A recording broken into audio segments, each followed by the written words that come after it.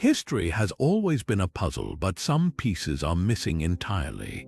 Even now, thousands of years after civilizations rose and fell, there are ancient mysteries so baffling, so utterly unexplained, that they defy everything we think we know about the past. Picture this: massive stone structures built with impossible precision, cryptic symbols carved into walls with no clear meaning, entire cities abandoned without a trace. These aren't just gaps in our knowledge, they're deliberate enigmas left behind, taunting us with clues that might never be fully deciphered. What if I told you that some of these puzzles are so perplexing, even the brightest historians and archaeologists have thrown their hands up in frustration? Take the Great Pyramid of Giza, for example, built with such mathematical perfection that modern engineers still can't replicate its precision. Or the Voynich Manuscript, a book written in an unreadable language, filled with bizarre illustrations of plants that don't exist. These aren't just historical footnotes, they're screaming questions without answers, and they're not alone. Scattered across the globe, buried beneath layers of dust and time, lie secrets that refuse to be uncovered, stories that refuse to be told. That's what makes these ancient mysteries so irresistible. They're not just relics of the past, they're active challenges, daring us to solve them. Imagine standing in front of a colossal stone door carved into a mountainside, knowing no one has ever opened it. Or holding an artifact so advanced it shouldn't exist for another 1,000 years. These aren't just curiosities, they're proof that history still has secrets to spill. And today, we're diving into 25 of the most mind-bending, head-scratching, utterly unsolved mysteries from the ancient world. From vanished civilizations to cryptic codes, from inexplicable technology to legends that might just be real, this is a journey into the unknown. So, are you ready to step into the shadows of history and face the questions that still stump the experts? Let's begin. The story of Atlantis begins with Plato, who described it over 2,000 years ago not as a myth, but as a cautionary tale of a mighty civilization swallowed by the sea. According to his writings, Atlantis was a naval empire of unparalleled wealth and power, built on concentric rings of land and water, adorned with temples of silver and gold. But its people grew arrogant, and in a single catastrophic day and night, the entire island vanished beneath the waves. Was this just a philosopher's allegory, or could Atlantis have been real? The debate has raged for centuries, with explorers and scholars scouring the globe for clues. One of the most compelling theories points to the volcanic island of Santorini, where a massive eruption around 1600 BC devastated the Minoan civilization. The sheer scale of the disaster, tsunamis, earthquakes, and layers of ash matches Plato's description eerily well. But skeptics argue the timeline doesn't align. Atlantis, if it existed, would have fallen thousands of years earlier. Others look to the Bahamas, where strange underwater formations near Bimini, known as the Bimini Road, spark theories of sunken ruins. Some even suggest Antarctica or the Azores, each with tantalizing but inconclusive evidence. Modern technology has only deepened the mystery. Sonar scans and satellite imagery reveal submerged structures worldwide, yet none definitively prove Atlantis existed. Expeditions continue, like the team searching the waters off Spain in 2021, convinced they've found the remnants of Atlantis's fabled temples. But without definitive proof, the legend endures, feeding books, documentaries, and endless speculation. What keeps us obsessed? Maybe it's the idea that an advanced society could vanish without a trace, a warning hidden in the depths. Or perhaps it's the thrill of discovery, the chance that somewhere under the ocean's dark embrace lies a city waiting to rewrite history. Until then, Atlantis remains the ultimate enigma, a sunken dream, half buried in myth, half glimpsed in the ripples of the sea. In the quiet depths of the Aegean Sea, just off the coast of the Greek island Antikythera, divers in 1901 stumbled upon something extraordinary. Amid the wreckage of a 2,000-year-old Roman ship, they found a corroded lump of bronze unremarkable at first glance. But when scientists carefully pried it apart, they uncovered a device so advanced, so breathtakingly precise, that it rewrote our understanding of ancient technology. This was the Antikythera Mechanism, a hand-powered mechanical wonder that shouldn't have existed for another 1,000 years. Imagine a machine with over 30 interlocking bronze gears, each tooth meticulously calculated to track the movements of the sun, moon, and planets. It could predict solar eclipses, chart the timing of Olympic Games, and even model the irregular orbit of the moon, an achievement that wouldn't be matched until the 14th century. The complexity of its design rivals that of an 18th century Swiss clock, yet it was crafted around 80 B.C., a time when historians believed such engineering was impossible. Modern reconstructions, built using 3D scanning and painstaking craftsmanship, reveal just how sophisticated this device truly was. One researcher described it as an ancient Greek planetarium, a celestial calculator that could display the cosmos in motion at the turn of a hand crank. But here's the real mystery. How did this technology vanish for centuries? Why was there no record, no evolution of such brilliance in the following eras? Some speculate it was a one-of-a-kind prototype, lost when the ship carrying it sank.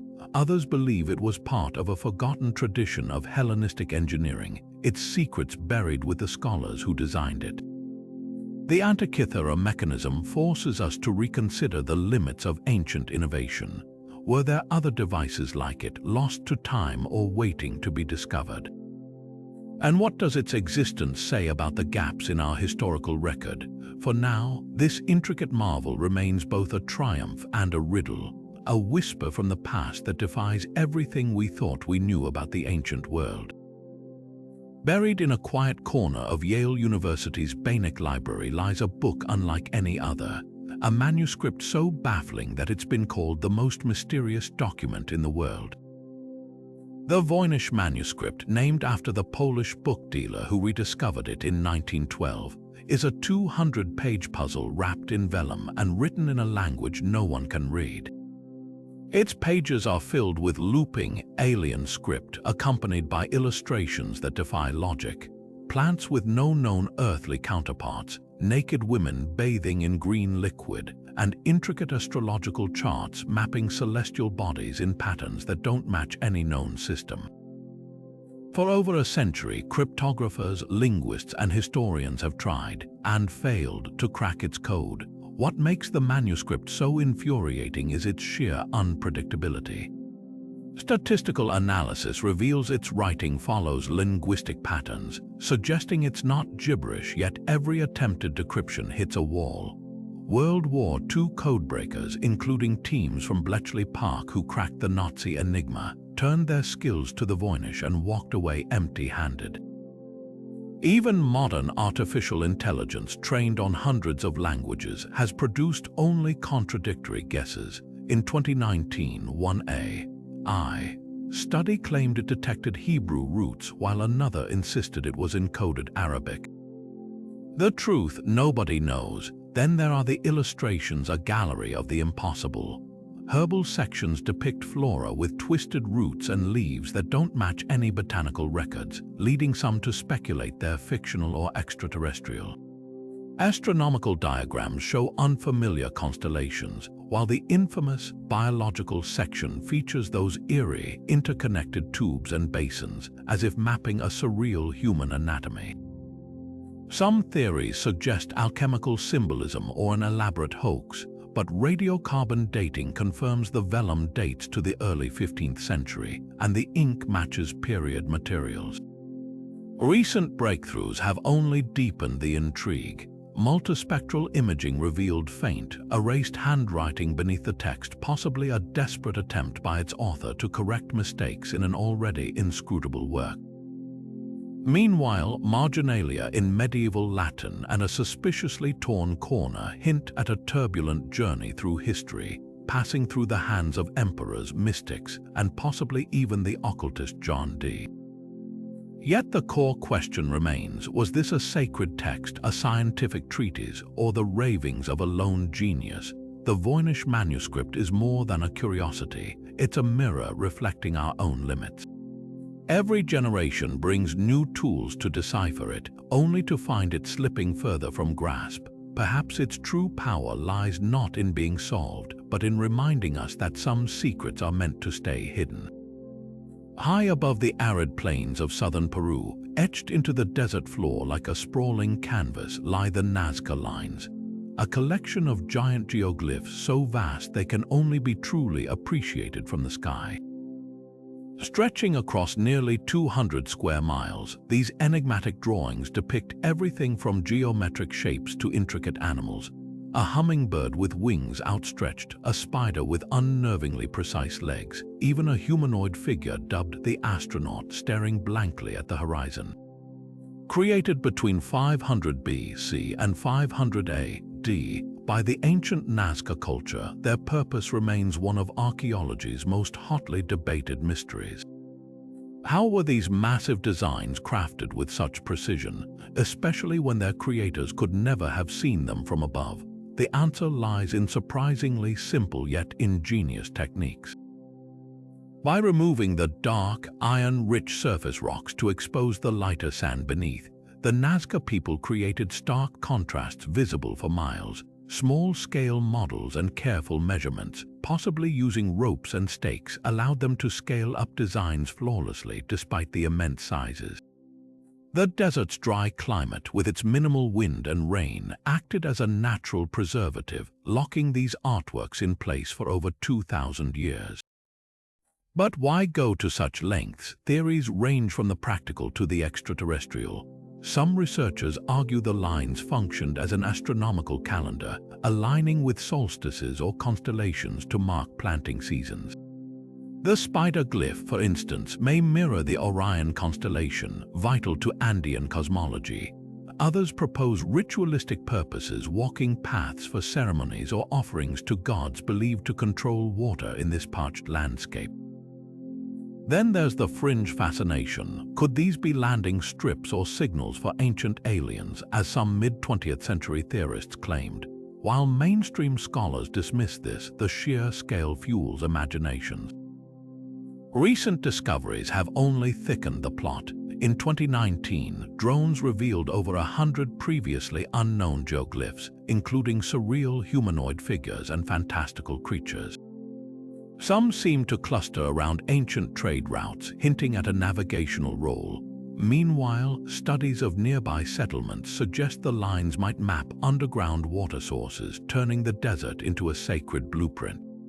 Yet for every clue, contradictions emerge. The monkey glyph, native to the Amazon rainforest, hints at connections with distant cultures or perhaps mythical storytelling. The Nazca Lines resist easy explanation, and maybe that's their power.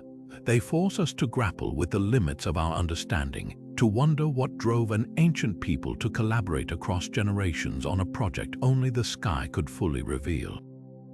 Were they messages to the gods, maps of the unseen, or something we haven't even considered? For now, they remain a breathtaking testament to human ingenuity and a silent challenge hurled across the centuries, daring us to decipher their secrets.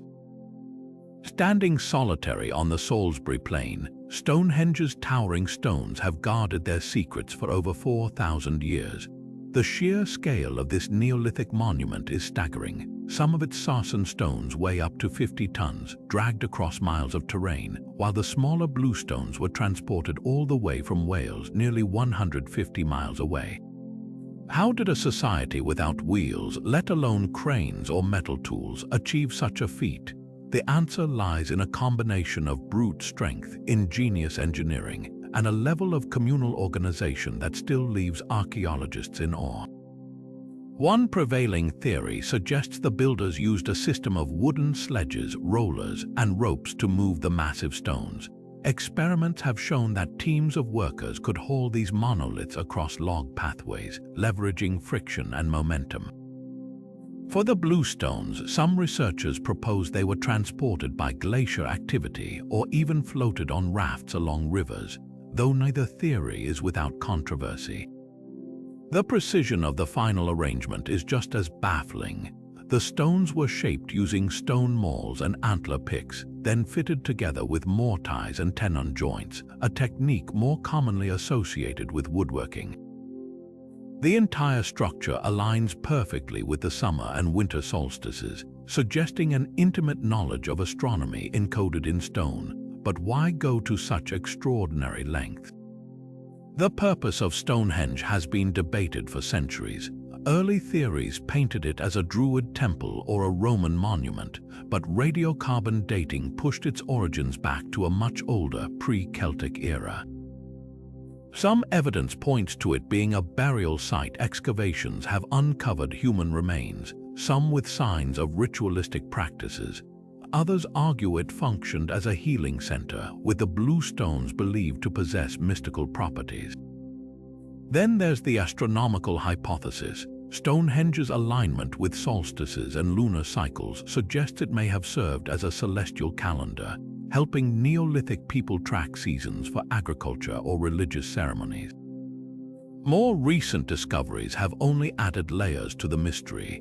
Ground-penetrating radar has revealed hidden pits and pathways surrounding the site, hinting at a much larger ceremonial complex. Some stones bear carvings of daggers and axes, possibly symbols of power or offerings to deities. And the acoustics of the circle are strangely deliberate. Certain spots amplify sound in ways that would have made chanting or drumming resonate eerily across the plain. Perhaps the true magic of Stonehenge lies in its refusal to be pinned down. It wasn't built in a single era but evolved over centuries, each generation adding its own meaning to the stones. Was it a temple, a tomb, or a cosmic observatory? The truth might be all of these, a testament to humanity's eternal drive to reach beyond the earthly, to touch the divine, and to leave a mark that whispers across millennia. Deep in the basement of the National Museum of Iraq sits an object so unassuming you might walk right past it. A small clay jar no taller than your hand, topped with a stopper made of asphalt. But peer inside and you'll find something extraordinary. A copper cylinder housing an iron rod, its surface crusted with corrosion that tells a startling story. Discovered in 1936 near Baghdad, this 2,000-year-old artifact, known as the Baghdad Battery, shouldn't exist, because if you fill it with an acidic liquid like vinegar or grape juice, something remarkable happens. It generates electricity. Replicas have proven it works. When filled with an electrolyte, the jar can produce around 1 volt of power, enough to create a mild shock or electroplate objects with thin layers of metal. German archaeologist Wilhelm Koenig, who first studied the battery in the 1940s, theorized ancient jewelers might have used it to gild small statues or beads, a primitive form of electroplating. Experiments in the 1970s supported this, showing how a cluster of these batteries could deposit gold onto silver. But here's the catch: no electroplated artifacts from this period have ever been found, leaving the theory tantalizing but unproven. So why would the Parthians, who ruled Persia around 200 B.C. to 200 AD, need electricity? Some suggest it was medicinal, a crude form of electrotherapy to numb pain, an idea supported by ancient Greek texts describing how electric fish were used to treat ailments. Others propose religious purposes, with the mild shock serving as a divine sensation during rituals. Then there's the skeptic's view: maybe it wasn't a battery at all. The asphalt stopper seals the jar tightly, leading some to argue it was simply a storage container for sacred scrolls, the metal components merely decorative. Yet the design feels too deliberate. The iron and copper, separated by the electrolyte, create a classic galvanic cell basic battery chemistry. Even more puzzling, similar artifacts have been found in Seleucid and Egyptian sites, hinting at a wider, forgotten tradition of ancient electrical experimentation. Could this knowledge have been lost during the library burnings of antiquity, or was it kept secret by elite craftsmen? The Baghdad Battery forces us to rethink the boundaries of ancient innovation. If it was indeed a power source, what else might these cultures have achieved? And if not, why does its construction so eerily mimic modern batteries? For now, it remains a quiet enigma, a spark of possibility in the shadows of history. In 1513, a Turkish admiral named Piri Reis crafted a map that would baffle historians for centuries. Discovered in 1929 in Istanbul's Topkapi Palace, this fragment of vellum depicts coastlines with eerie precision, including the most shocking detail of all: the northern shores of Antarctica, a continent that wouldn't be officially discovered for another 300 years. But here's the twist. The map shows Antarctica not as the frozen wasteland we know today, but as a landmass free of ice, its rivers and mountains exposed. How could a 16th century cartographer have known what lay beneath miles of glacial cover? Theories range from the plausible to the extraordinary. Some scholars suggest Piri Reis drew from lost source maps, perhaps salvaged from the Library of Alexandria or passed down through Arab and Portuguese explorers. In his own notes, Reis credits earlier charts, including those used by Christopher Columbus, hinting at a chain of knowledge stretching back to antiquity. Others propose even older origins. Could advanced civilizations like the Minoans or Phoenicians, renowned seafarers, have mapped Antarctica during a warmer climatic period? Geological evidence confirms the continent was last ice-free around 6000 B.C., raising the spine-tingling possibility that someone, long before recorded history, charted its shores. Then there's the fringe angle, the idea that ancient mariners had help. The map's near-perfect longitudinal accuracy, something European cartography wouldn't achieve until the 18th century, has fueled speculation about extraterrestrial influence or forgotten high-tech tools. But mainstream researchers push back, pointing to Reis's meticulous compilation of existing charts, which might have included distorted projections of South America or mythical Terra Australis. Modern technology has only deepened the debate. When overlain with satellite surveys, the map's contours sometimes align startlingly well with subglacial topography, particularly Queen Maud Land's coastline. Yet inconsistencies remain, like mismatched rivers or misplaced islands, leaving room for skepticism. Was this a fluke, a lucky guess woven into a patchwork of half-known lands? Or does the Piri Reis map hold fragments of a deeper truth? That our planet's past is far more mysterious than textbooks dare to admit. What lingers is the map's unsettling challenge to our historical timeline. If it truly depicts Antarctica's ice-free state, who are the master navigators that first traced its coasts? And why did their knowledge vanish, leaving only whispers on a 500-year-old parchment? Until we uncover more, the Piri Reis map remains a ghostly echo of lost genius, a puzzle where geography, history, and legend collide.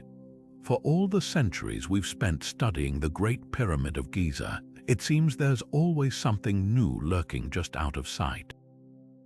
In 2017, a team of researchers using cutting-edge muon tomography, a technique that essentially X-rays giant structures by tracking cosmic rays, announced a jaw-dropping discovery: a mysterious void at least 100 feet long, hidden deep within Khufu's pyramid.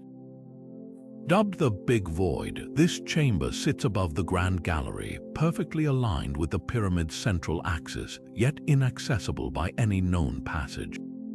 And it's not alone. Smaller anomalies, possibly corridors or compartments, pepper the scans like echoes of a blueprint we can't decipher.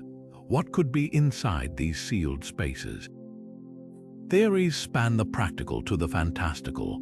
Some archaeologists suggest their structural features relieving chambers to distribute the pyramid's immense weight, much like those found above the king's chamber. Others propose their storage rooms for ritual objects or even the pharaoh's missing funerary treasures, though robbers would have likely found any obvious entrances over millennia.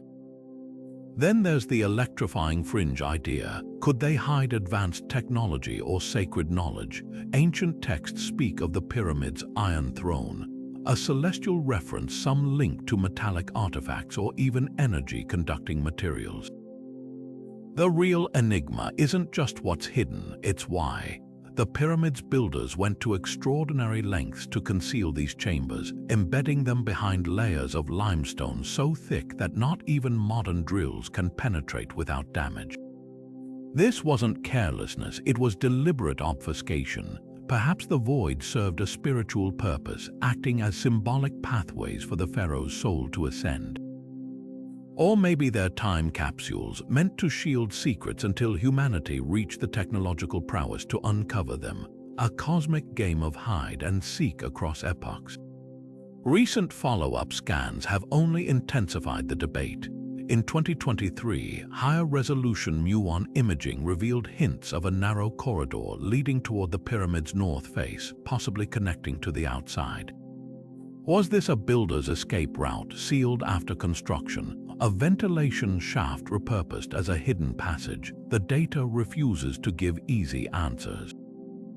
Meanwhile, robotic expeditions into the pyramid's known shafts, like the tiny door discovered in the Queen's Chamber in 2002, have hit dead ends, their purpose still unclear.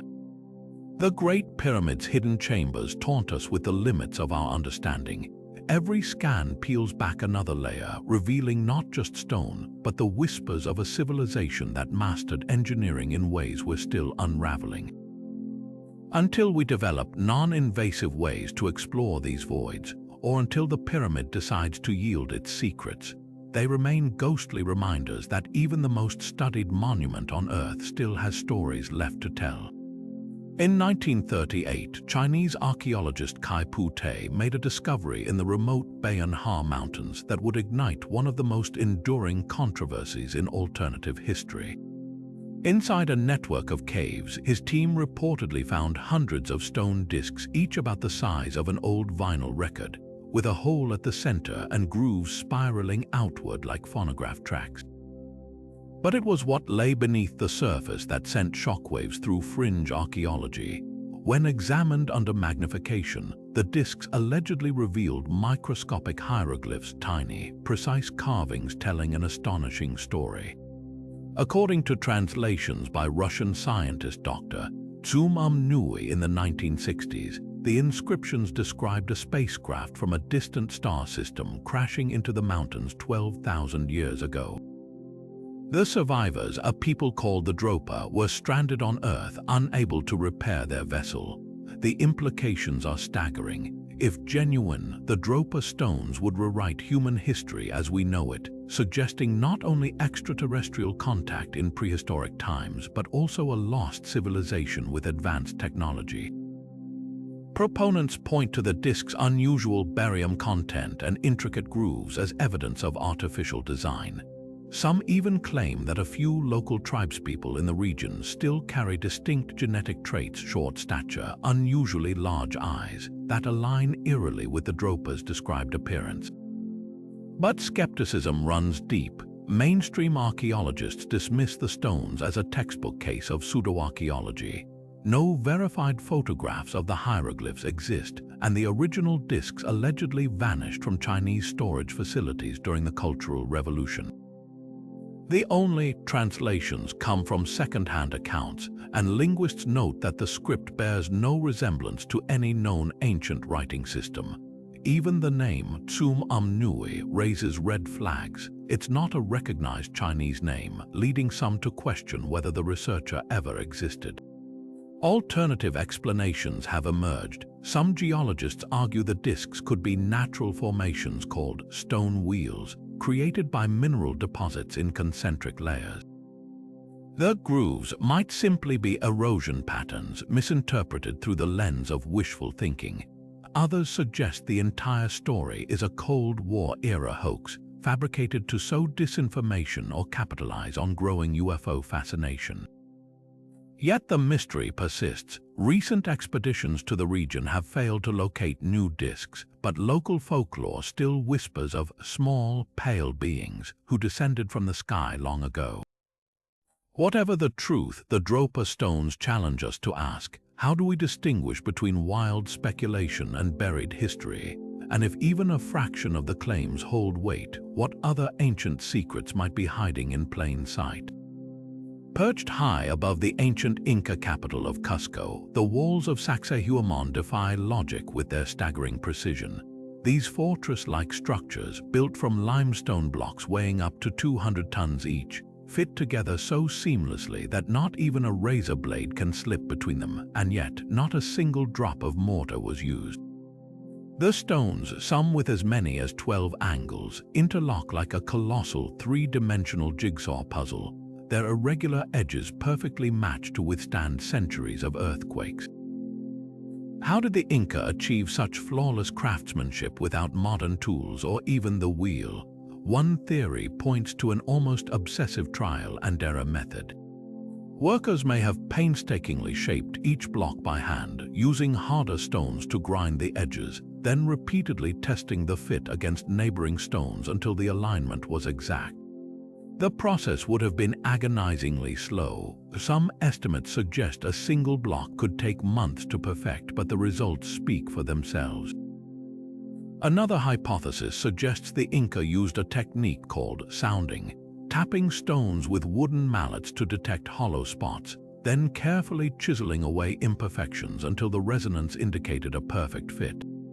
But perhaps the most intriguing idea involves a mysterious substance. Spanish chroniclers wrote of the Inca using a plant-based liquid that could soften stone, allowing them to mold it like clay. While no such plant has been identified, modern experiments show certain organic acids, like those found in local vegetation, can indeed weaken rock surfaces just enough to facilitate shaping. Could the Inca have possessed a forgotten botanical secret? Then there's the transportation puzzle. Some of these megaliths were quarried miles away across steep mountain terrain. The Inca lacked draft animals or wheeled carts, meaning every stone was dragged by hand using ropes and logs. Teams of workers, possibly thousands strong, would have coordinated like a living conveyor belt. Leveraging Chinese letter, and counterweights to navigate impossible gradients. The logistics alone hint at a society with extraordinary communal discipline and engineering prowess. Even more baffling is the site's astronomical alignment. The zigzagging walls mirror the toothed silhouette of the Andean mountain range behind them, while key corners align with solstice sunrises. Some researchers argue Sacsayhuaman wasn't just a fortress but a celestial observatory, its geometry encoding astronomical knowledge. Others propose it was a symbolic puma's head, completing Cusco's sacred animal-shaped layout. What lingers is the unsettling question of lost techniques. Spanish conquistadors systematically destroyed Inca records, leaving us with only fragments of their methods. Were these walls the product of generations of refined skill, or did the Inca inherit even older knowledge? Nearby ruins like Ollantaytambo feature similar craftsmanship, suggesting this wasn't an isolated feat. The stones themselves whisper of a mastery we've yet to fully comprehend, an ancient dialogue between human hands and earth frozen in rock. Beneath the quiet farmland of Zhejiang province in China lies one of archaeology's most perplexing feats, the Longyu Caves. Discovered in 1992 by a curious villager draining a local pond, these caverns are anything but natural. Spread across 24,000 square meters, each chamber is a monumental work of human labor, carved entirely by hand from solid sandstone more than 2,000 years ago. The scale is staggering, soaring ceilings held up by massive pillars, walls smoothed to a near-polished finish, and intricate parallel grooves chiseled with such uniformity that they suggest tools far more advanced than the iron chisels of the era. But here's what truly baffles experts: not a single historical text, not one ancient record, so much as whispers their existence. Why would a project of this magnitude, requiring an estimated 1 million cubic meters of excavated rock, leave no paper trail? The logistics alone are mind-bending. Calculations suggest removing that much stone would have taken 1,000 workers laboring around the clock for 6 years straight. Yet there's no evidence of debris piles, no mention of conscripted labor in dynastic records, not even folk tales passed down through generations. It's as if the caves were carved in secret, their purpose deliberately erased from memory. Then there's the precision. The walls bear uniform markings, each groove spaced exactly 20 centimeters apart, a feat requiring not just skill but standardized measuring tools unheard of in ancient China.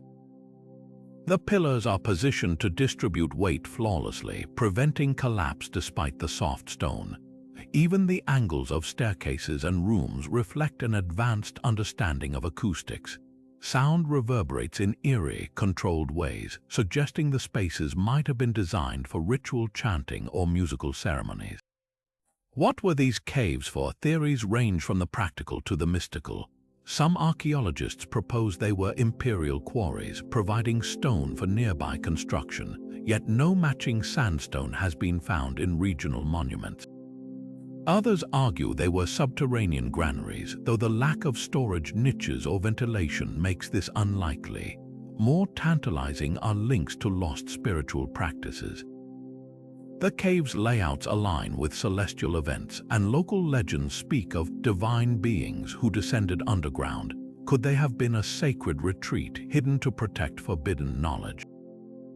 The most haunting clue lies in the cave's watermarks. Sediment layers indicate they were intentionally flooded for centuries, perhaps to conceal them. If so, the message is clear. Whoever built the Longyu caves didn't just want them forgotten, they wanted them drowned in silence. And until we uncover their true purpose, these echoing chambers remain a ghostly testament to history's most determined secret keepers. Along the windswept coast of Brittany in France, a silent army of stones stretches across the landscape row upon row, like ghostly sentinels frozen in time. The Karnak stones, a sprawling collection of over 3,000 megaliths arranged in perfect alignments, stand as one of Europe's most haunting prehistoric mysteries. Dating back to around 4,500 BC, these weathered monoliths form parallel lines that run for miles, some towering over 10 feet tall, others squat and moss-covered. Unlike the clustered circles of Stonehenge or the solitary dolmens dotting the countryside, Karnak stones march in eerie, militaristic precision, as if obeying some long-forgotten command.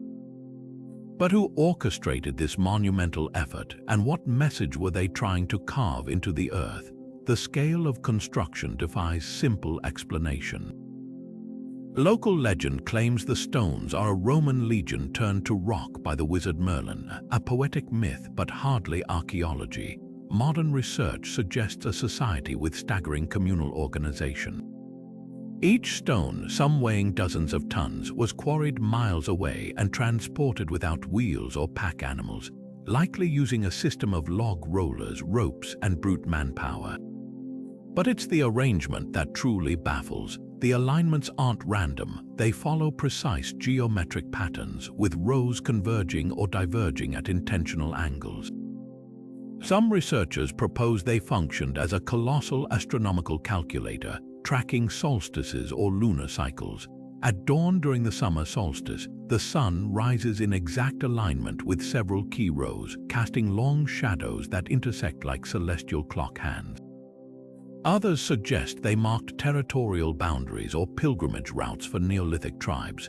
Comparisons to other megalithic sites only deepen the intrigue. While Karnak's linearity is unique, echoes of its purpose appear elsewhere. The Callanish stones in Scotland also align with lunar events, and Portugal's Almenda's cromlech combines circles with rows, hinting at a shared Neolithic fascination with the cosmos. Yet Karnak's sheer density, thousands of stones in concentrated clusters, sets it apart. Unlike the ceremonial grandeur of Avebury or Newgrange, Karnak feels functional, almost methodical. Were these pathways for processions, symbols of ancestral veneration, or even seismic predictors? One controversial theory points to the region's fault lines, proposing the stones were placed to absorb or channel telluric energy, an idea bolstered by visitors who report strange magnetic anomalies near certain formations. Then there's the enigma of ritual. Excavations have revealed hearths, pottery shards, and human remains near the stones, suggesting gatherings linked to death rites or seasonal cycles. The nearby tumulus of St. Mitchell, a massive burial mound overlooking the alignments, hints at a sacred landscape where the living and dead communed. But unlike Egypt's pyramids or Mycenae's tombs, Karnak offers no inscriptions or artifacts declaring its purpose outright. Its secrets are buried in silence. Today, the stones face modern threats, erosion, tourism, and even lichen growth slowly obscuring their surfaces. Yet they endure, challenging us to decode a language written not in words but in granite and shadow. Were they meant to guide, to warn, or to worship? Every theory is a thread in a tapestry we can't yet see whole. Until then, the Karnak stones remain a riddle wrapped in ocean, mist, a puzzle as vast as the sky they might have been built to measure. Among the Dead Sea Scrolls, those ancient Jewish texts hidden in desert caves for 2 millennia, one stands apart not for its religious teachings, but for what it seems to promise: unimaginable wealth. Known as the Copper Scroll, this 2,000-year-old artifact isn't made of fragile parchment like the others. Instead, it's crafted from sheets of copper, etched with Hebrew letters so precisely that scholars believe the metal was chosen deliberately, perhaps to endure long enough for someone someday to follow its cryptic trail. Unlike the spiritual musings of its counterparts, the Copper Scroll reads like a treasure map, listing 64 locations where vast quantities of gold, silver, and sacred temple artifacts were allegedly hidden. The sums are staggering: over 4,600 talents of silver, nearly 1,300 talents of gold, and priceless relics like incense altars and priestly vestments. If even a fraction of these claims are true, the scroll could lead to the greatest archaeological windfall in history. But cracking the code has proven maddeningly difficult. The text is written in a terse, almost shorthand style with directions that feel intentionally vague. In the cistern which is in the court of the peristyle, dig down 3 cubits. There lies a chest containing 22 talents of silver. Other entries mention landmarks like the Valley of Achor or Solomon's Canal, places that may have been common knowledge 2,000 years ago but are now lost to time. Compounding the mystery, the scroll's language differs slightly from the other Dead Sea texts, hinting it might have been transcribed from an even older source, a copy of a copy passed down through secretive channels. Some scholars speculate it was written by a splinter group of priests fleeing Jerusalem's destruction in 70 A.D., desperate to safeguard the temple's treasures from Roman looters. Others suggest the treasure never existed, that the scroll was symbolic, a record of spiritual riches rather than physical ones. Modern treasure hunters haven't been deterred by the ambiguity. Expeditions have scoured the Judean desert and beyond, armed with ground-penetrating radar and centuries-old clues. In the 1950s, a team led by archaeologist John Allegro followed the scroll's directions to a cave near Jericho, only to find it empty. Decades later, another group zeroed in on an ancient water system beneath Jerusalem's Temple Mount, but political tensions halted excavations. The most tantalizing lead emerged in 2014, when researchers using advanced spectroscopy confirmed traces of gold and silver in a vessel found near Qumran, the very region where the scroll was discovered. Was this a stray artifact or proof the treasure was real and looted long ago?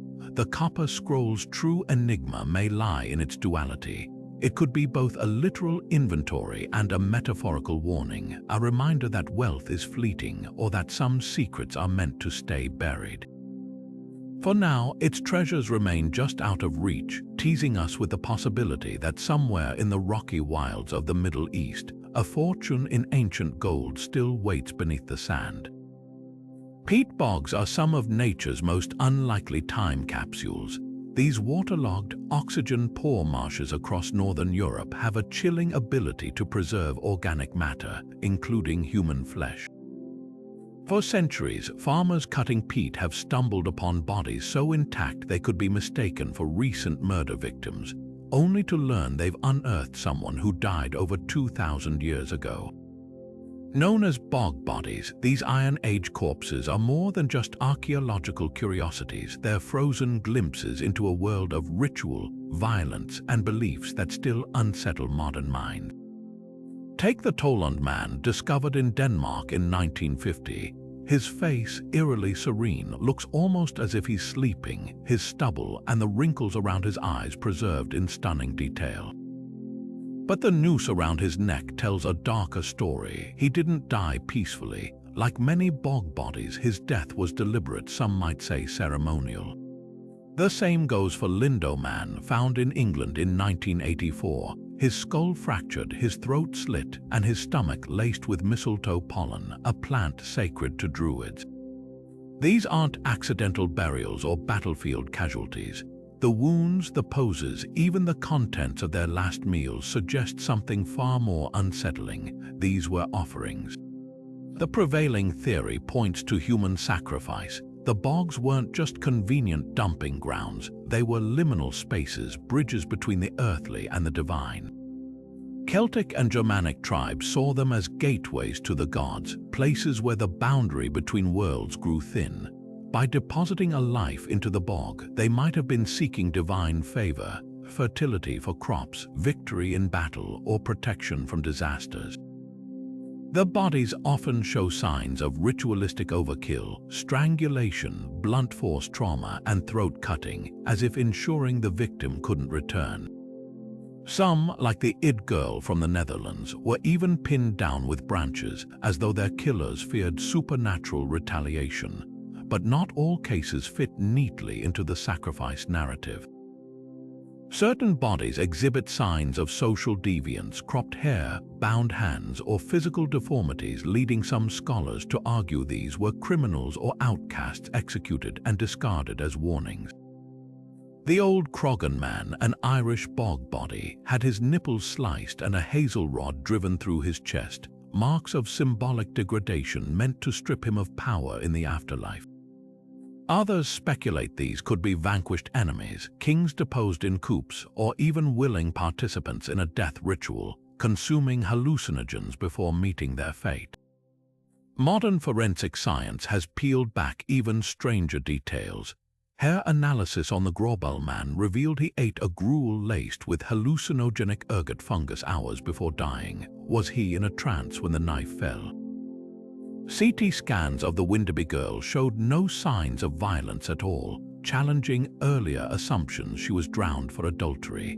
The more we learn, the murkier the truth becomes. What lingers is the haunting intimacy of these deaths. Unlike bones in a tomb, bog bodies stare back at us with preserved faces, forcing us to reckon with their humanity. Were they unwilling victims or honored volunteers, criminals or chosen messengers? The bogs keep those secrets, their acidic waters guarding stories written in flesh and bone, stories we're still struggling to read. On a remote speck of land in the Pacific, nearly 2,000 miles from the nearest inhabited shore, stand hundreds of silent stone giants, the Moai of Easter Island. Carved from compressed volcanic ash between the 13th and 16th centuries, these towering figures average 13 feet tall and weigh 14 tons each, with some reaching a staggering 80 tons. Their solemn faces gaze inland as if guarding secrets lost to time. But the real mystery isn't just their creation, it's how an isolated society with no wheels, no draft animals, and no metal tools managed to transport these colossal statues across miles of rugged terrain. For decades, archaeologists assumed the Rapa Nui people dragged the Moai horizontally on wooden sledges or log rollers. But the island's sparse vegetation, fewer than 2,000 trees at its peak, makes this theory shaky.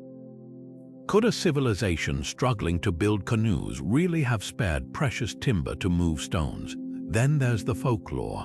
Oral traditions speak of the statues walking to their platforms, a clue long dismissed as myth until a radical experiment in 2012 turned everything upside down. Researchers Terry Hunt and Carl Lipo proposed that the moai didn't slide, they rocked. By attaching ropes to a replica statue's base and alternately pulling each side, teams could make the figure sway forward in a controlled walk, leaving telltale zigzag indentations matching ancient path. The method required just 15 people to move a 10-ton moai 300 feet in under an hour with minimal friction or damage, but not everyone's convinced. Critics point to the island's uneven lava fields, where tilting statues risked snapping at the necks. Others argue the roads show signs of deliberate grading, suggesting sledges or even a system of hydraulic lifts using the island's crater lakes. A 2018 study by UCLA archaeologists added another twist. The statue's D-shaped bases may have allowed them to pivot like furniture sliders, reducing ground contact. Meanwhile, soil analysis revealed hidden layers of sweet potato residue. Could the Rapa Nui have used mashed tubers as a biodegradable lubricant? The most haunting clue lies in the abandoned moai littering the island. Dozens of statues lie face down along ancient roads, some mid-transport, as if dropped in haste. Did a catastrophic event, war, famine, ecological collapse halt their journey? Or were these failures monuments toppled when the walking method went awry? The answer might reshape our view of Easter Island's demise. Instead of a cautionary tale of reckless deforestation, new evidence suggests the Rapa Nui adapted ingeniously, using every resource to honor their ancestors until outside forces intervened. What lingers is the eerie brilliance of their achievement. Without written records or surviving engineers, the moai's journey remains a testament to human tenacity, a puzzle carved in stone, waiting for the right hands to tilt it forward one step at a time. Buried beneath the shifting sands of China's Taklamakan Desert lies a mystery that upends everything we thought we knew about ancient history. In the late 1980s, archaeologists excavating the Tarim Basin stumbled upon something utterly unexpected: perfectly preserved mummies with striking European features, high cheekbones, long noses, and even reddish blonde hair. These weren't just isolated finds. Hundreds of these Caucasian mummies, some dating back nearly 4,000 years, lay dressed in brightly colored woolen textiles, their faces eerily intact thanks to the desert's dry climate and salty soils. The implications were staggering. How did people with distinctly Western features end up so deep in Central Asia, centuries before the Silk Road supposedly connected East and West? DNA analysis has only deepened the puzzle. Genetic studies conducted in the 21st century reveal these mummies belonged to an ancient group known as the Afanassivo, nomadic herders who migrated from the Eurasian steppes around 3000 BC. But here's the twist: their genetic markers show no mixing with East Asian populations, meaning they lived in near total isolation for generations. This wasn't a fleeting encounter between cultures. These were thriving communities buried with intricate wheeled carts, cheese-making equipment, and even remnants of medicinal plants like ephedra. The so-called Beauty of Lulan, one of the most famous mummies, wore a finely woven cap and leather boots, her belongings reflecting a sophisticated, mobile way of life utterly alien to the agricultural societies of ancient China. What were they doing there? The prevailing theory suggests these migrants were the forgotten pioneers of transcontinental trade, moving not just goods but technologies. Their mastery of horse domestication and bronze metallurgy might have laid the groundwork for later Silk Road exchanges, yet the absence of written records leaves their story frustratingly incomplete. Some scholars argue they were pushed into the desert by conflicts on the steppes, while others propose they were drawn by the Tarim Basin's once lush river valleys now vanished beneath the dunes. The most haunting detail comes from their burials. Many mummies were interred in boat-shaped coffins, a practice with no parallels in China but eerily similar to Scandinavian burial customs thousands of miles away. Were these symbolic vessels meant to carry them home across some imagined sea, or were they repurposed from actual boats used to navigate the region's long-vanished rivers? The Tarim mummies force us to rewrite the map of human movement. They prove that long before empires rose and fell, people were crossing continents, carrying ideas as freely as they carried goods. And they remind us that history, like the desert sands, is always shifting, ready to reveal new secrets when the winds of discovery blow just right. In 1934, a curious discovery near London, Texas, sent shockwaves through the archaeological community, and not for the reasons you might expect.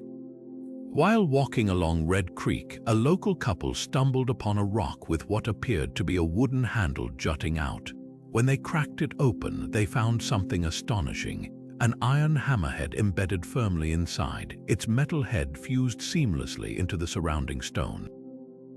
The problem: geologists dated the rock itself to the Cretaceous period, over 100 million years ago, an era when dinosaurs still roamed the Earth and humans wouldn't evolve for another 99 million years. So how did a clearly man-made hammer end up encased in stone that predates humanity by eons? Creationists quickly seized on the artifact as proof of a young Earth, arguing that its presence in ancient rock layers debunks mainstream geology. If the hammer was truly contemporary with the Cretaceous, it would mean humans and dinosaurs coexisted, a notion that aligns with certain biblical interpretations. The hammer's design, with its distinctive tapered head and grooved neck, resembles 19th century mining tools, but proponents of this theory insist it could just as easily be an ancient design lost to time. Some even suggest the hammer's iron shows unusual purity, lacking the sulfur found in modern smelting, though independent metallurgical analyses have disputed this claim. Geologists, however, offer a far less sensational explanation.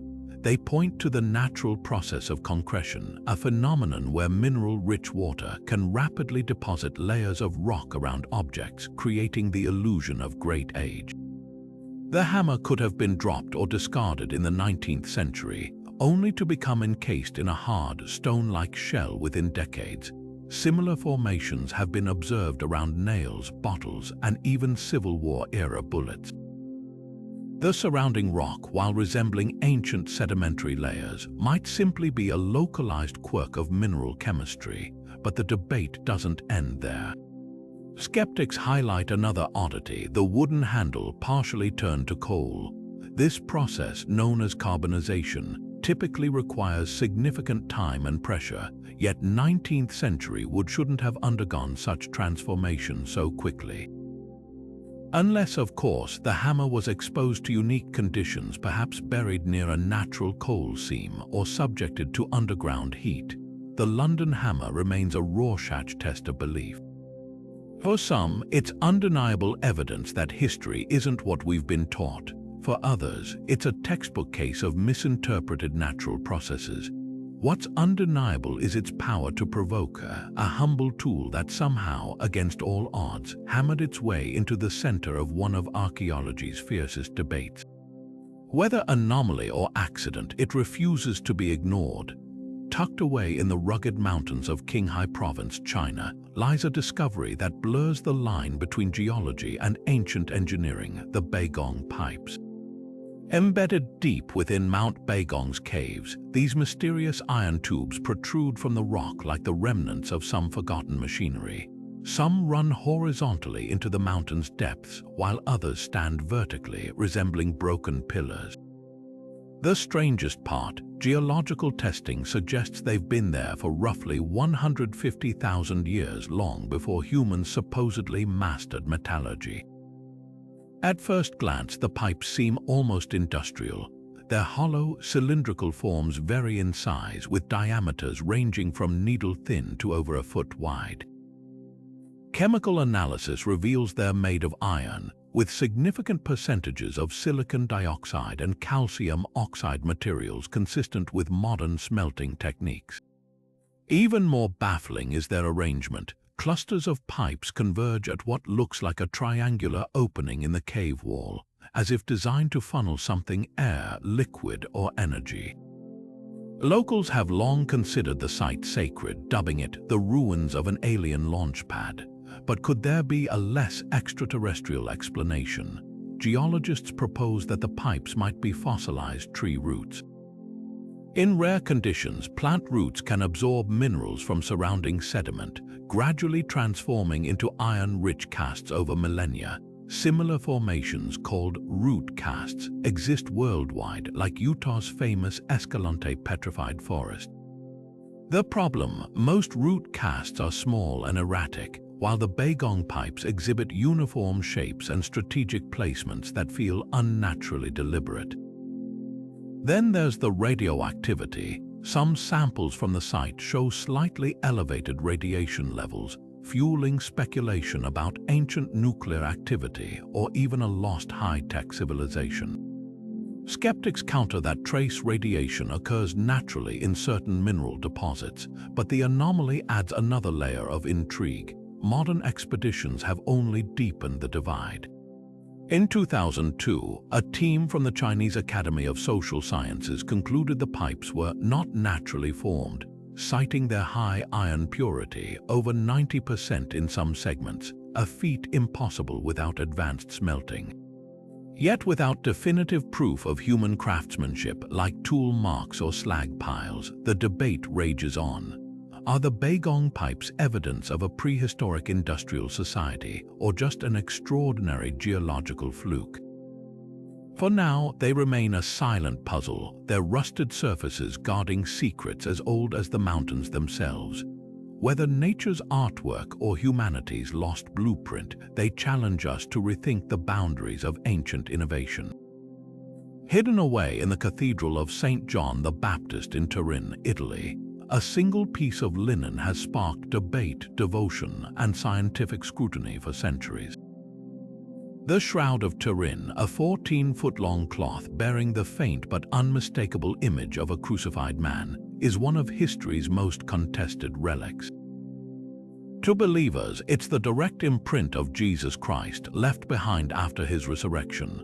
To skeptics, it's an elaborate medieval forgery. But what makes this artifact so uniquely polarizing is the way it straddles faith and science, each method of analysis seeming to deepen the mystery rather than resolve it.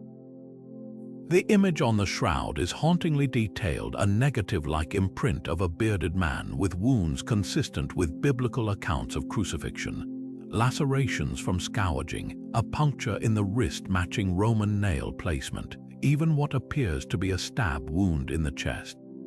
But it's not just the injuries that intrigue researchers, it's the way the image formed. Unlike paint or dye, the coloration sits only on the outermost fibers of the cloth, as if produced by a brief, intense burst of energy. Attempts to replicate the effect using medieval techniques have failed to match its precision. Even ultraviolet radiation and advanced oxidation methods fall short of recreating the shroud's delicate, three-dimensional encoding, a feature some scientists argue would have been impossible to achieve deliberately with the technology of the time. Then there's the dating controversy. In 1988, radiocarbon testing by 3 independent labs concluded the shroud originated between 1260 and 1390, squarely in the Middle Ages. Case closed, not quite. Critics quickly pointed out flaws in the methodology. The sample tested came from a corner of the cloth that had been repeatedly handled and repaired over centuries, potentially contaminating the results. Later studies noted chemical inconsistencies, suggesting the shroud's linen might have been exposed to fires or bacterial growth that skewed the carbon dating. In 2022, new forensic analysis of plant pollen and dust particles on the shroud traced some to 1st century Judea, reigniting questions about its true age. Theories about its creation span the spectrum. Some propose it's the product of a rare chemical reaction, perhaps a corpse's gases interacting with burial spices, creating a natural photograph. Others point to the possibility of a primitive camera obscura projecting an image onto the cloth. Then there's the more mystical explanation that the image was produced by a burst of divine energy during the resurrection, a theory bolstered by the shroud's eerie resemblance to the detail found in the Sudarium of Oviedo, another relic said to have covered Christ's face. Yet for all the debate, the shroud remains stubbornly enigmatic. Modern technology has only added layers to the puzzle. High-resolution scans reveal microscopic traces of human blood type AB with male DNA. The weave of the linen matches first-century Palestinian textiles, not medieval European ones, and the image itself, when analyzed as three-dimensional data, contains depth information no known medieval artist could have encoded. What lingers isn't just a question of authenticity, but of why this artifact captivates us so deeply. Whether divine or devised, the Shroud of Turin forces us to confront the limits of our understanding, a fragile linen canvas where science and faith collide, leaving us with more questions than answers. And perhaps that's its true power, not as proof, but as a mirror reflecting our endless quest to bridge the seen and the unseen. Scattered across the rolling highlands of northern Laos, the Plain of Jars presents one of Southeast Asia's most enigmatic archaeological puzzles and one of its most perilous. Thousands of massive stone vessels, some standing over 9 feet tall and weighing several tons, dot the landscape like forgotten relics of a giant's banquet. Carved from sandstone, granite, and limestone between 500 B.C. and 500 A.D., these jars vary from simple cylinders to ornate urns with carved rims, their surfaces weathered by centuries of monsoon rains and tropical sun. But their grandeur is overshadowed by a grim reality.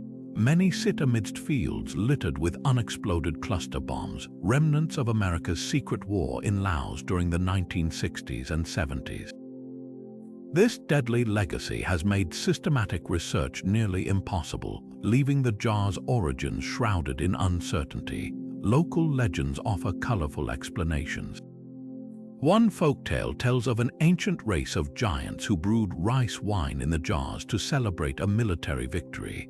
Another claims they were crafted to store rainwater for a mythical king's thirsty army. Archaeology, however, suggests a far more solemn purpose. Excavations led by Dr. Louise Hawley Stone in the 1930s uncovered human remains, beads, and pottery fragments inside and around the jars, pointing to funerary practices. Later studies by Lao and Japanese teams found evidence of secondary burials, bones that had been moved or stored after decomposition, possibly as part of ancestor veneration rituals. The jars might have served as communal tombs or vessels for decomposing bodies before bones were transferred elsewhere, a practice still observed by some hill tribes in the region. Yet mysteries persist. How were these megalithic jars transported from distant quarries without wheels or heavy machinery? Some weigh as much as elephants, yet the nearest sandstone deposits lie miles away. Researchers speculate they were rolled on logs or floated during monsoon floods, but no tools or sledges have been found to confirm this. Even more puzzling is their distribution. The jars cluster in groups of a few dozen to several hundred across nearly 100 sites, often positioned along mountain passes or near ancient trade routes. Were they territorial markers, pilgrimage stops, or part of a vast necropolis? The bombs complicate everything. During the Vietnam War, the U.S. dropped over 2 million tons of ordnance on Laos, more than all the bombs used in World War II combined. Up to 30% failed to detonate, leaving the Plain of Jars laced with live munitions. Clearance efforts by organizations like Amagi International have made some areas accessible, but vast stretches remain unstudied. In 2016, UNESCO designated the site as a World Heritage Monument, accelerating preservation but also highlighting the cruel irony. These ancient relics survived wars and monsoons, only to be locked away by the dangers of modern conflict. Recent breakthroughs hint at untold stories. Ground-penetrating radar has revealed buried jars and possible grave pits beneath the surface, while LiDAR surveys uncovered hidden pathways linking jar sites. Chemical analysis of sediment inside the jars detected traces of fermented organic material, fueling theories they held food or drink for the dead, a feast for the afterlife. Meanwhile, genetic testing of skeletal remains could soon trace the jar's builders to modern ethnic groups, piecing together a lost chapter of Southeast Asian history. The Plain of Jars is more than an archaeological curiosity. It's a testament to human resilience. Each jar stands as a silent sentinel, guarding secrets across millennia, even as the land around it bears scars from a war just decades past. To unravel their mystery is to confront both the ingenuity of ancient cultures and the reckless cost of modern ones. Until the last bomb is cleared, the jars will keep their secrets, waiting for the day when history and safety finally align. Rising from a quiet field in Elbert County, Georgia, the Georgia Guidestones stood as one of modern history's most enigmatic monuments until they didn't. Erected in 1980 under a veil of secrecy, this 19-foot-tall granite structure was often dubbed America's Stonehenge, though its purpose was far more cryptic than marking solstices. Its 4 massive slabs, crowned by a capstone, bore 10 directives carved in 8 languages: English, Spanish, Swahili, Hindi, Hebrew, Arabic, Chinese, and Russian, each offering terse commandments for an imagined post-crisis humanity. The first and most controversial: maintain humanity under 500 million in perpetual balance with nature. Others called for guiding reproduction wisely, uniting humanity under a living new language and leaving room for nature's grandeur. But who authored these imperatives and why? The answer remains as elusive as the monument's fate. The Guidestone's origins read like a spy novel. In 1979, a man using the pseudonym Robert C. Christian approached the Elberton Granite Finishing Company, claiming to represent a small group of loyal Americans planning a project for humanity. He provided precise astronomical specifications. The structure had to align with the North Star, track the sun's yearly movement, and feature a slot marking the summer solstice. Most baffling, Christian insisted on total anonymity, paying in cash through a local bank and vanishing once the stones were set. Decades later, no one has convincingly uncovered his true identity, though theories range from Rosicrucian mystics to Cold War-era futurists. The Guidestones' unveiling only deepened the intrigue. While some saw them as a hopeful blueprint for sustainability, others detected darker undertones, interpreting the population control directive as a call for mass culling. Conspiracy theories flourished like kudzu. For some, the Guidestones were a Luciferian plot, their alignment with celestial bodies mirroring occult symbology. Survivalists warned they were a globalist marker for post-apocalyptic rule, pointing to the slab's function as a compass and calendar.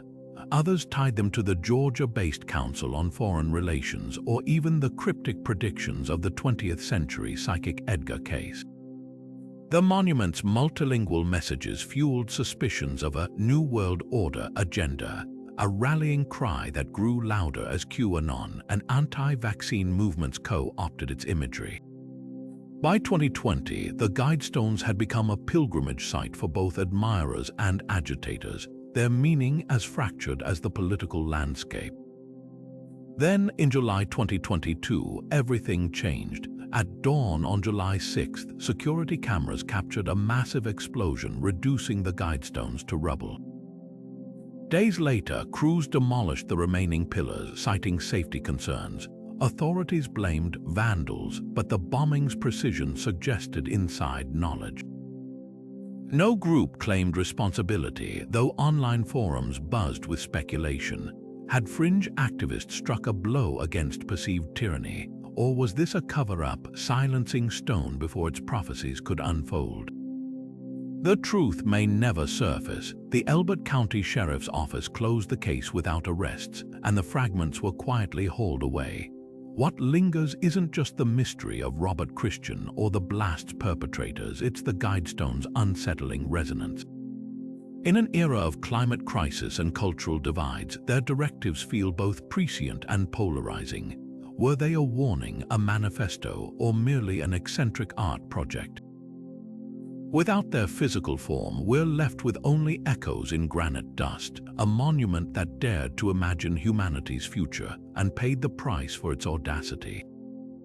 High in the Bolivian Andes, at an altitude that steals your breath before you even glimpse the ruins, lies a sight so perplexing it seems to mock our understanding of ancient engineering. Puma Punku, part of the larger Tiwanaku complex, is a field of shattered stone blocks that look less like ruins and more like the remnants of some celestial explosion, a place where the very rocks seem to have been sliced by lasers. The precision here is otherworldly, geometric cuts so exact they could rival modern machining, interlocking joints that fit without mortar, and surfaces polished to a mirror-like sheen. These aren't crude stone slabs, they're architectural puzzles carved from diorite and andesite, some of the hardest stones on Earth, with a craftsmanship that defies the supposed technological limits of their era, believed to be around 500 to 1000 AD. What sets Puma Punku apart isn't just the precision, but the sheer audacity of its design. The stones feature intricate channels and drill holes that suggest the use of advanced tools, perhaps even diamond-tipped drills given the hardness of the materials. Some blocks have perfectly straight grooves, less than a millimeter wide, running along their lengths like the work of a CNC machine. Others display T-shaped slots with internal notches so precise they could only function if every measurement was flawless. Compare this to the pyramids of Egypt or the walls of Sacsayhuaman, and a disturbing pattern emerges. Scattered across the globe are sites that seem to share a forgotten architectural vocabulary, a silent dialogue of impossible geometry. Then there's the devastation. Puma Punku doesn't look abandoned, it looks obliterated. Multi-ton blocks lie scattered like toy bricks, some tossed hundreds of feet from their original positions. Conventional archaeology blames time and earthquakes, but the violence of the destruction hints at something more catastrophic. Local Aymara legends speak of a great noise and a sky filled with fire, echoing similar myths worldwide that describe ancient cataclysms. Geological surveys reveal evidence of massive flooding in the region, possibly linked to a sudden rise in Lake Titicaca. Could a comet impact or plasma discharge event, like those proposed by fringe scientists, have shattered these megaliths? Or was Puma Punku dismantled deliberately, its secrets buried under the weight of its own rubble? Theories about its builders range from the plausible to the fantastical. Mainstream scholars credit the Tiwanaku culture, yet their other structures lack Puma Punku's sophistication, as if this site was an anomaly, a borrowed technology. Some researchers point to the Akaka myths of a subterranean network spanning South America, said to have been built by gods from the sky. Others note eerie similarities between Puma Punku's modular designs and later Inca masonry, suggesting a lost school of engineering that survived in fragments. What remains is the unsettling realization that Puma Punku refuses to fit neatly into history's timeline. Its stones are a riddle carved in rock, a challenge flung across centuries. Were these the blueprints of a civilization that mastered physics we're only now rediscovering? Or are we simply missing the key to a technology that was once commonplace? Until we can answer why and how these ruins stand as a silent indictment of everything we think we know about the past. Deep within the Temple of Hathor at Dendera, Egypt, a series of enigmatic carvings spiral across the walls like whispers from another time. Among them, one particular relief has ignited fierce debate. A bulb-like object with a coiled snake inside, attached to a pillar by what appears to be a cable, held aloft by a priest-like figure. To some, this isn't just sacred art, it's proof the ancient Egyptians harnessed electricity, a technology supposedly millennia ahead of its time. Dubbed the Dendera Light, this carving has become a battleground between mainstream archaeology and alternative history, each side offering wildly different interpretations of the same stone canvas. Egyptologists have a far more grounded explanation. The relief, they argue, is part of a well-documented mythological scene depicting the creation myth of the sun god Ra. The bulb is actually a lotus flower, a sacred symbol of rebirth, cradling a snake representing the deity Harsomptus. The cable is a stylized lotus stem, and the entire tableau illustrates the cosmic cycle of renewal, a visual hymn to the sun's journey through the underworld. Supporting this view, adjacent carvings show similar motifs, including falcon-headed gods emerging from lotuses, reinforcing the religious context. Even the temple's ceiling is mapped with zodiacs and celestial boats, leaving little room for ambiguity. Dendera was a place of worship, not an ancient power plant. Yet the alternative theory persists, fueled by eerie parallels to modern technology. Engineers have noted the bulb-like object's resemblance to a Crookes tube, an early electrical device that produces light when voltage is applied. The snake's sinuous form mirrors the filament in a light bulb, while the cable aligns with descriptions of insulated copper wires. Proponents point to the absence of soot in certain temple chambers. How, they ask, could intricate carvings have been illuminated by torches without leaving marks? Some even cite the Baghdad Battery as potential evidence of ancient electrical experimentation, suggesting Dendera's priests might have wielded lost knowledge. The truth likely lies somewhere between spectacle and scholarship. While no physical evidence of electrical devices has been found in Egypt, the Dendera relief does reflect something profound: humanity's timeless fascination with light as both a practical tool and a divine metaphor. Whether lotus or light bulb, the carving captures a universal quest to push beyond the darkness by means earthly or celestial. And perhaps that's the real mystery here, not whether the ancients had electricity, but why we're so determined to see our own reflection in their sacred stones. Off the coast of Japan's westernmost island, Yonaguni, lies a submerged enigma that has divided experts for decades. Rising from the ocean floor like the ruins of a forgotten city, the Yonaguni Monument is a massive, terraced structure with sharp angles, flat platforms, and what appear to be staircases carved into its stone face. Discovered in 1986 by a diver searching for hammerhead sharks, this underwater marvel stretches nearly 500 feet long and rises 90 feet from the seabed. The debate is as deep as the waters that hide it. Is this a natural geological oddity or the remnants of an ancient, advanced civilization swallowed by the sea? On one side, geologists point to the region's volatile tectonic activity. Yonaguni sits atop fault lines where sandstone bedrock fractures under stress, creating plains that can mimic artificial cuts. The steps and terraces, they argue, are simply the result of parallel cracks splitting the rock into blocks, with ocean currents eroding the edges into sharper angles over time.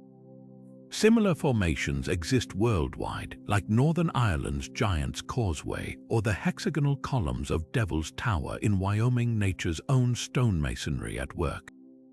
Skeptics also note the absence of tools, pottery, or other cultural artifacts typically found at man-made sites. If this were a pyramid or temple, where are the markings of human hands beyond the stone itself? But proponents of the man-made theory counter with striking details. The monument's most iconic feature, the turtle platform, is a flat-topped block with near-perfect right angles and a symmetrical design that feels deliberately crafted.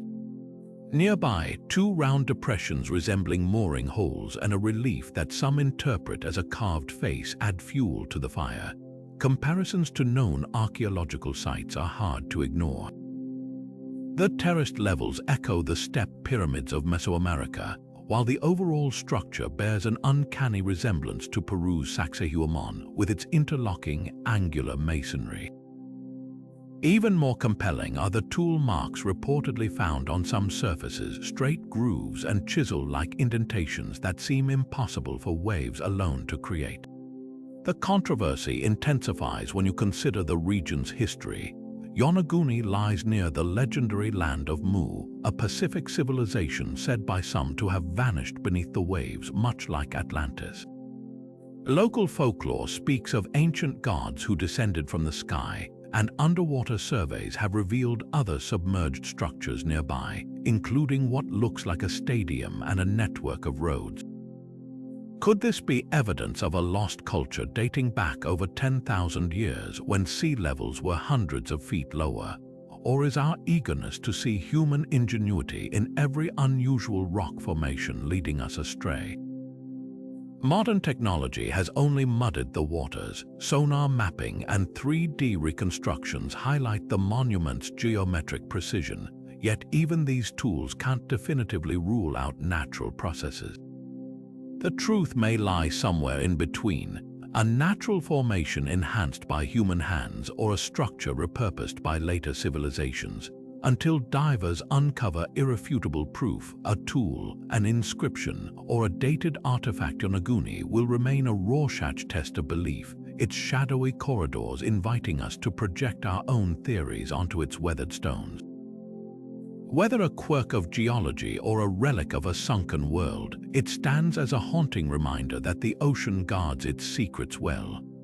Hidden deep within the National Library of Sweden lies a book so massive, so ominous, it's earned the nickname the Devil's Bible. Officially known as the Codex Gigas, this medieval manuscript is the largest surviving European manuscript from the Middle Ages, standing nearly 3 feet tall and weighing as much as a full-grown man. Its 310 vellum pages demand the skins of an estimated 160 donkeys just to create the material alone, but it's not the size that sends chills down spines. It's what's inside. Flipping through its weathered pages, you'll find an unsettling full-page illustration of the devil himself, rendered in vivid red and blue inks. With clawed hands, a grotesque grin, and a pair of unnerving twin tongues, this depiction isn't tucked away in some obscure corner.